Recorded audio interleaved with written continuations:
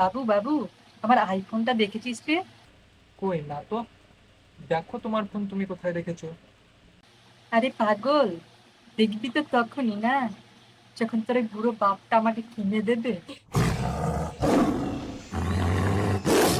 আচ্ছা বাবু, আমার বিএমডব্লিউর চাবিটা দেখেছিস?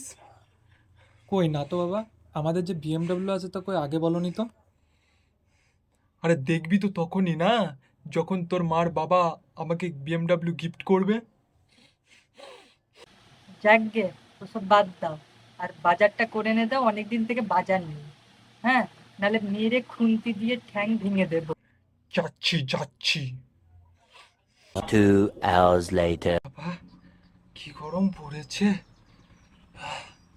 কই গো, এক গ্লাস জল পাবো নাকি? এত সারের মতন চিল্লানোর কি আছে, যাচ্ছি তো।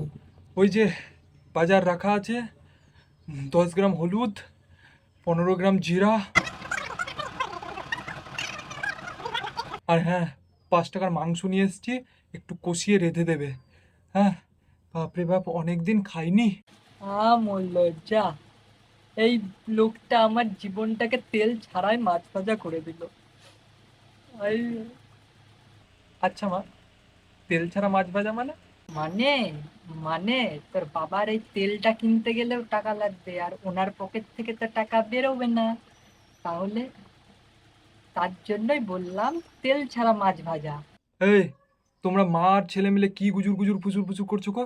হ্যাঁ, কি গুজুর গুজুর ফুসুর ফুসুর করছো? যাও, তাড়াতাড়ি রান্নাটা করো। বাপরে বাপ। হ্যাঁ হ্যাঁ, যাচ্ছি রান্না করতে। আজকেই তোমাকে জন্মের মতো খাইয়ে দেবো।